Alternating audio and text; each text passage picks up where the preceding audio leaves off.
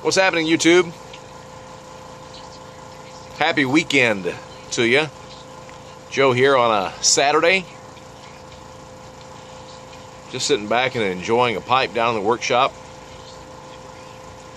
My workshop is my workshop where I make pipes, but it's not only that, it's where I can get away to have a smoke. Since I don't very often at all smoke in the house, my wife will let me from time to time. Smoking some Mississippi River right there in my Ardor.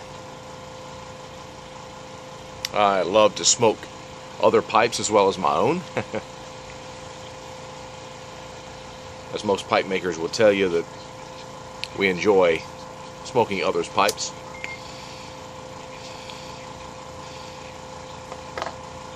Especially these great pipes from over the pond. Well, it's been a good weekend so far. I was just in here cleaning the workshop and taking a break now because I'm getting ready to do a little rearranging over here. I've got kind of a makeshift hood on my lathe over there, and some of you pipe makers and wood turners know that when you are really working the wood, you know, that those chips fly everywhere. And one of my pet peeves is that, you know, wood chips get everywhere. Now I can clean. I got a great shop vac, but you know, I like to keep it kind of in some area. Now, what I did, this is kind of a pattern maker, if you will.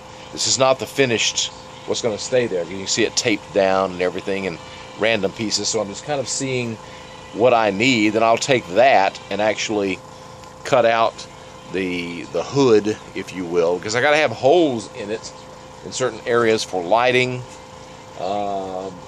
certain areas for the dust extraction there, and then on the top, what I'm going to do is I'm going to create some holes there for individual tools and for bits that I use to bore into the pipe itself, making the tobacco chamber or the air hole or whatever. And I've already got a little area down here, as you can see, where I keep little hammers and the drill chuck and some of those things that are right down below.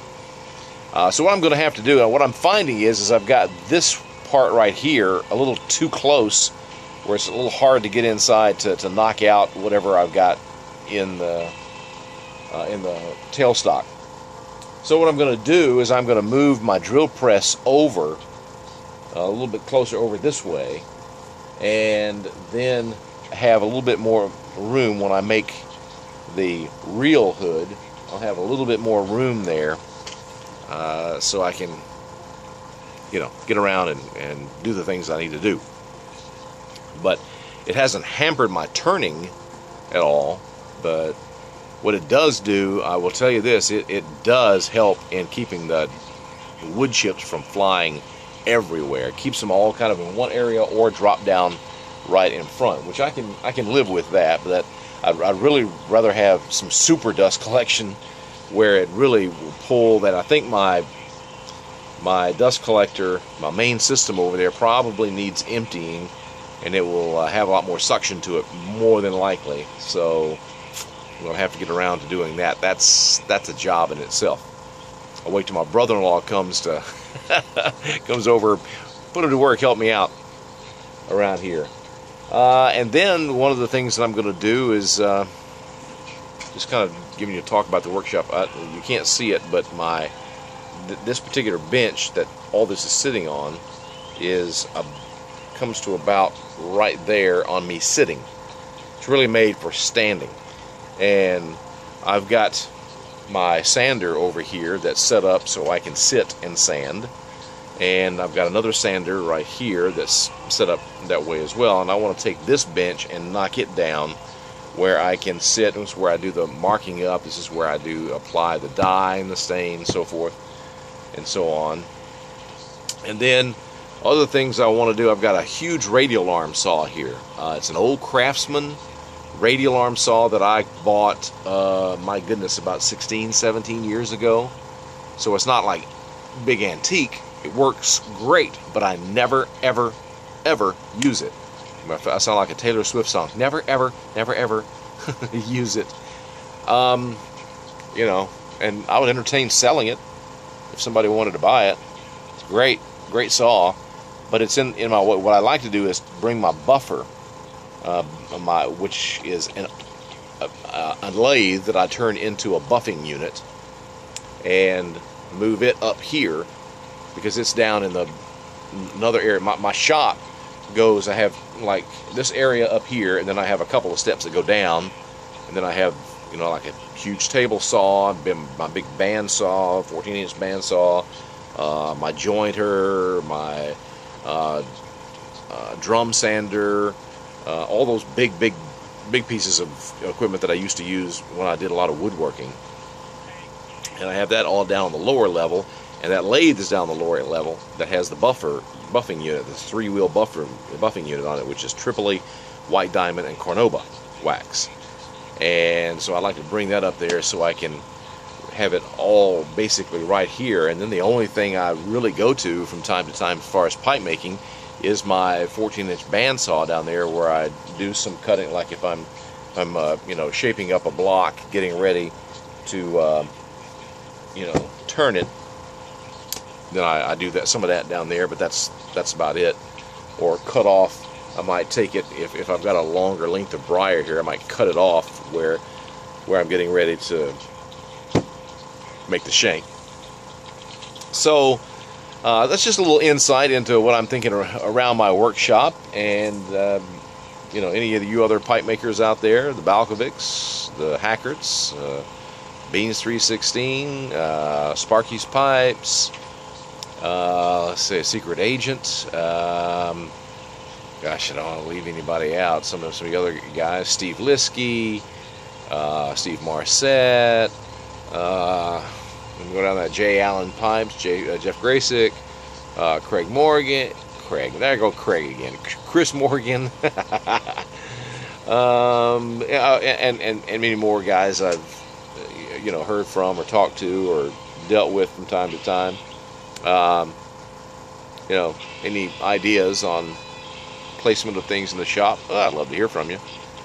And even just woodworkers out there too, you know, because, you know, as a woodworker, you use so many different pieces of equipment. You know, I've got a chop saw over here that I really don't use, again, in pipe making. I use a drill press mainly when I'm doing something that's like a freehand. I might be using it, but not a whole lot. So but I got to keep it up here. I got a hollow chisel mortiser. You woodworkers who know what that is, sitting over there. I got to figure out a way. I may figure out a way to do something with a pipe on that. I don't know what that would be, but you know, I'm into innovation. You know, trying things. But still I'm held accountable by great pipe makers out there who say, I wouldn't try that. I would stick to the tried and true. You know, a lot of times you want to try different methods of even finishes on a pipe, and really the best way is great buffing with Cordoba wax. And you know, there are methods of using that on a pipe. You know, layering it up and then heating it up where it really sits down into the pipe and into any of the, you know, like rusticated areas that they would obviously use here, and then go back, and you know, the buffing process to really shine up. If you saw my Ripple Dublin that I just did, that right there, you know, all Cordoba wax, and just, you know, with the good buffing that you apply to it, it really has a great sheen to it. You need to go back and look at that video if you haven't seen it, or a picture of it on Instagram. Again, I'm Joe Case on Instagram, and on Facebook I'm Joe Case Pipes. I need to check that out. But it's a Saturday. Don't really do any pipe making on Saturday or Sunday. I just came down here because my wife had to go run some errands, take some food to a friend who just had some surgery, and she's back home, and we're kind of helping out there a little bit. So she ran over there, so I just used that opportunity to run down here, and I thought, well, I don't want to clean up the shop during the week when I'm spending time making pipes. So I came down here to do some cleanup work and everything, and now, as you can see over here, there's no sawdust or wood chips around because it's all cleaned up. But that's my ramble for the Saturday.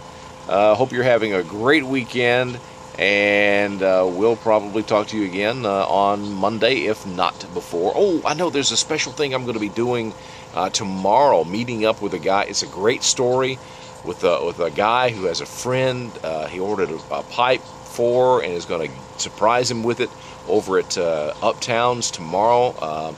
Matter of fact, if any of you guys, tell you what, if any of you YouTube guys are in or around Nashville at about 4:30 Central Time tomorrow, Sunday afternoon, which is December the 9th, come on over, have a smoke with us. We'll enjoy, getting together, shooting the breeze for a little bit. That would be a great fun, a little impromptu meetup. So if you're anywhere around, maybe it's a couple hours drive, I don't know, it'd be worth the time to come over and have a good time with that, having a pipe, cigar, whatever you want to do. That's it for now. Okay, have a great weekend.